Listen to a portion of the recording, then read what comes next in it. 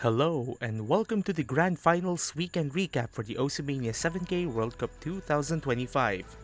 We've had a very special World Cup, and now this weekend marks its conclusion.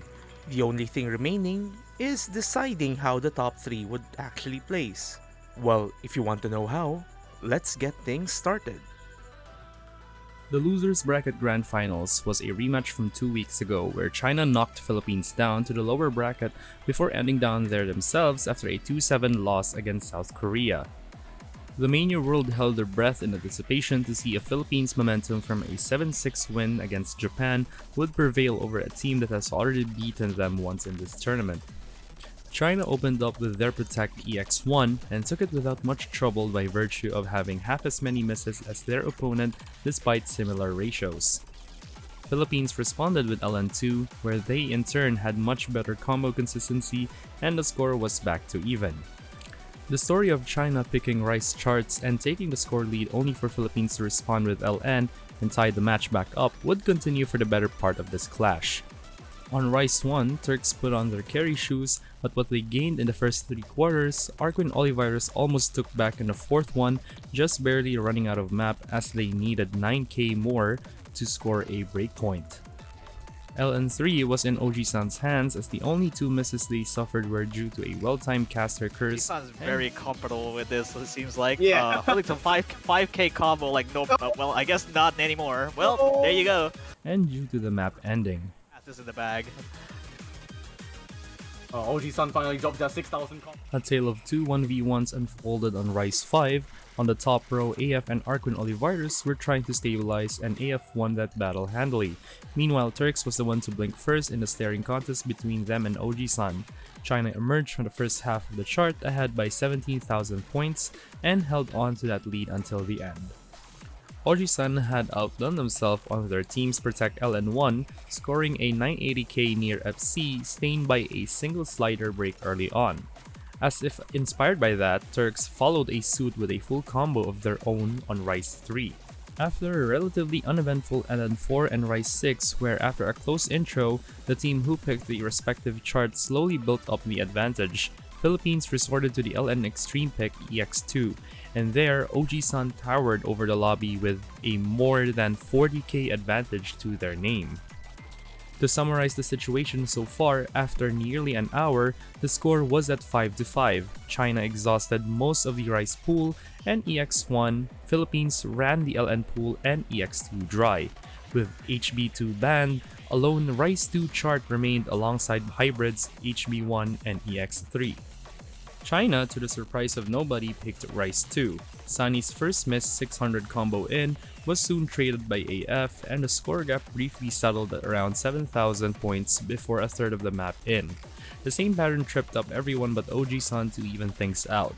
AF and Sunny traded again, but the latter found multiple misses throughout the middle third of the chart, until AF finally traded back with a chain miss of their own. Turks dropped with less than 20 seconds of the map remaining, and the Filipinos let out a victory roar as their team was 6,000 points ahead, but their hopes were brutally crushed as Sunny collapsed in the final seconds, and China won their pick by just 8,000 points, despite OG-san's FC without a note below 200. With their backs against the wall, the Philippines opted for Hybrid 1, and they got off to an early lead thanks to both Van Wilder and Turks out-trading Sunny's chain misses. Halfway in, Van Wilder stabilized, and as Turks' misses were cleaner than Sunny's, the scores started to even out. Disaster struck for the Philippines as OG-san found a very unfortunate miss just before the calm part of the chart at the beginning of the final third. The atmosphere at that moment as the sparse, lonely notes were falling down on each of the 4 players' screens is next to undescribable. China soon found themselves ahead by 8,000 due to Van Wilder's combo, but the final LN patterns almost equalized the score again, but there were simply not enough of them at this point, and Philippines missed out on a chance to play the tiebreaker by just 2,700 points. This marked the end of the MWC journey for the Philippines, a journey full of twists and turns and many memorable moments. China, on the other hand, had one last stop on the road, and that was facing South Korea in a little under 24 hours. The All-Stars show match was a particularly wild match straight up. It had everything. If anything, everything might actually be an understatement. First things first, Teams were formed from some of the most notable eliminated players of this edition of MWC 7K. In particular, the All-Stars Red Team features Botanic, Rafko, Love, Bagyetka, and Lucas678. Their opponents on the All-Stars Blue Team has Tsukiya Whiskers, Rain Lily, Divisa, Suise, and MWC 7K Grand Finals replay generator, Kiwi 10. One thing to note about the timing of this match is the fact that some of the players are not able to appear immediately during the match, or if they do, they will do their warm-ups on the really difficult Grand Finals pool. Similar to the map pool team show match during the semis weekend, there are no protects or bans for this one. Also, random can be used in any of the picks in this match. In addition to these rules, all of the picks are done via rolls. We opened the show match with EX2, Distorted Fate, with Team Blue dominating thanks to Chiwi 10's 98.84% run. The luck of the draw gave us Rice War, which the players opted to go for the random mod. Honestly, the spectacle cannot be expressed with words, so I'd leave it to our commentators to show their reaction. Finger middle trills, and what is that one-handed bracket? That's Oh boy. The one-handed brackets going back and forth between the hands. The third chart played is our then scored stream pick, Dark Avatar Beam. The map was touted to be in favor of the blue team, which is put into fruition by their strong team score. Team Red's Botanic did manage to get the top score in the lobby though. Being 3-0 down, the red team needs some sort of miracle to get back on track in this match. And thanks to Divine Providence, well, more like thanks to someone in the audience messaging the organizers, they got their answers since the now eliminated Team Philippines captain, Oji-san, was tribute summoned into the match for Bagyetka. Or that was what's supposed to happen until the help dipped out for the start of Rise 6. This forced our referee Leo to abort the match and pull Oji-san back in. With hopefully everything settled, play resumed with a really amusing setup. Everyone in the room playing with flashlight except for Oji-san, who is using a skin designed for scroll speed 1. And Rain Lily, who has faded up, which they may have used the wrong scroll speed setting on. The result? Well, Rain Lily failed. Botanic got an almost 1:4 100 versus 200 ratio, absolute dinama, leading to Team Red finally scoring their first point. Team Blue also summoned reinforcements by the way of Sunny to cover for Chiwi in time for the next pick, Loki. For this pick, everyone went no mod, but Oji-san is still with their specialized node skin. This chart did go to Team Red with the duo Botanic and Rafko obtaining a double 932,000 run.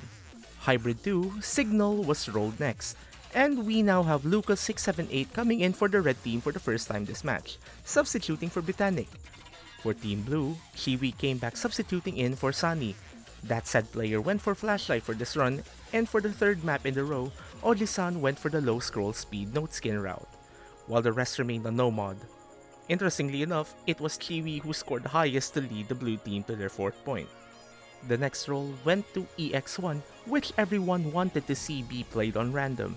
The commentators included. Random, random, random, random. Let's go. Random. The players obliged and opted for the random mod. As a bonus, the match expanded to a 4 versus 4 format, as if this match was not wild enough. To compensate for the use of random, everyone went for a more standard setup for the plays, Oji-san included. The chart's randomization induced misses left, right, and center. In the end, Team Ren managed to survive and grab their 3rd point. We'd like to note the fact that Botanic and Rain Lily obtained the only S-rank scores from that madness. If that wasn't enough of a showcase on how good they are on Rice patterns, we don't know what will.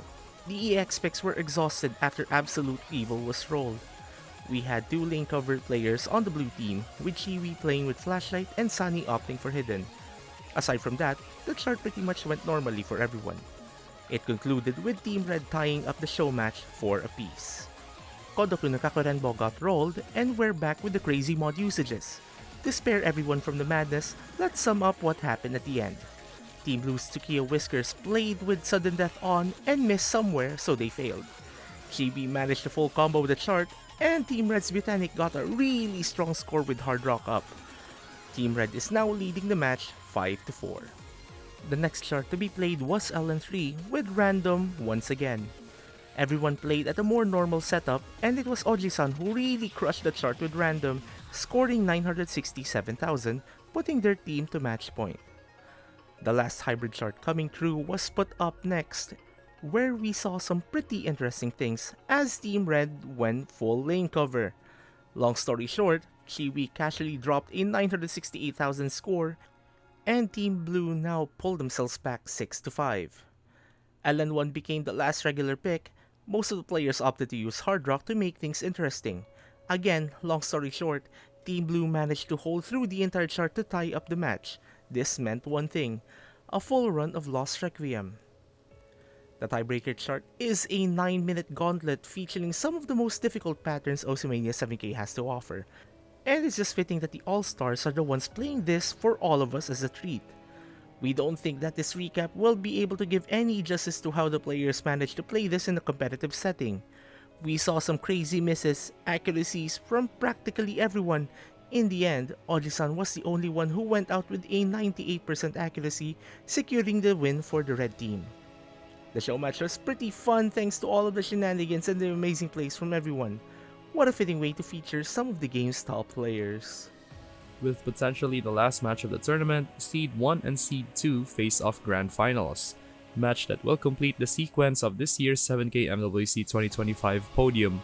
South Korea protecting Rise 5 while China protecting LN4 made sense even though they protected EX1 yesterday due to the fact that they got 2 points from the finals match against the same team, and LN3 and Rise 2 banned by the respective teams. That is yet another Rise vs LN strategy. The match started off with LN4 with China getting their slight lead, but a slight miss from Turks flipped the lead back.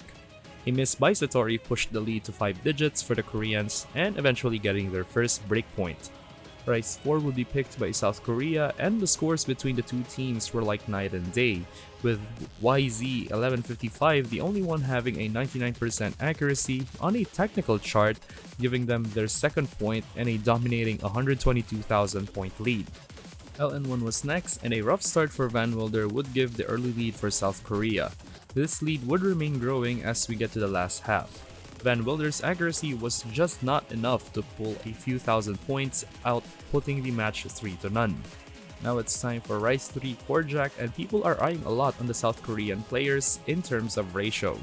Just before the breakpoint of the map, the lead had already grown to 55,000, and Kalkai the only one with a full combo. Approaching the last drop, Turks getting a miss was not good news for China as South Korea got their 4th point and an insane team score from both Kalkai and YZ1155, a 992k FC and a 984k respectively.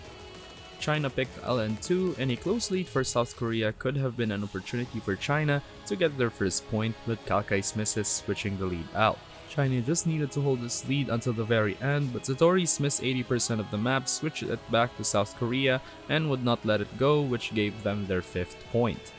South Korea picked EX1, which without a doubt an outstanding pick for them that ended up a 170,000 point lead, acquiring their match point and 1 point away from championship. This just shows how incredibly dominant South Korea is in these kinds of skill sets, even beyond Grand Finals difficulty. China picked EX2 to hopefully turn the table and try to not end the match with a sweep. The rough start for Van Wilder was detrimental for them, giving South Korea a 5-digit early lead. Unfortunately, no matter what the Chinese did, the lead would go nowhere, even approaching the last drop, as a 55,000 point lead would tally up to a 7-0 winning the match. As a tradition, both teams played the tiebreaker, Ludicent, Lost Requiem, but this time a 4v4 format, the same with the previous show match a few hours earlier. Nothing really much to say here aside from the fact that Reserve, YZ1155 and Kalkai are the only ones who held a 900,000 score throughout. And with that, South Korea is the Osumania 7K World Cup 2025 champions, a very dominant team that had been the recurring winner from the past MWC installments. We would like to congratulate them again for winning the tournament, and the same goes for China for ending up with a silver medal after 2 years of not being able to get a podium spot. And that concludes another edition of the Osimania 7K World Cup. Congratulations to our top 3 teams. 3rd placers, the Philippines. 2nd placers, China. And our champion, South Korea. Also, We'd like to thank every single player who have been part of the tournament for making it very, very special. Also, we'd like to give our many thanks to the staff behind this edition of the tournament. It's been an honor to work with everyone, and we're looking forward to do it all over again for 2026's edition. Personally, I'd like to give a shout out to some members of the OSU News team, especially to Random, Wallavouchi, and Nerfox for helping me and Yukina Meng out in these weekly recaps. This project started out as a fun idea and a map pooling server, and we didn't expect the reception this had. Also, thank you for following these recaps in the tournament. We hope that you'll be here once again for MWC 7K 2026. And until then, see you next time.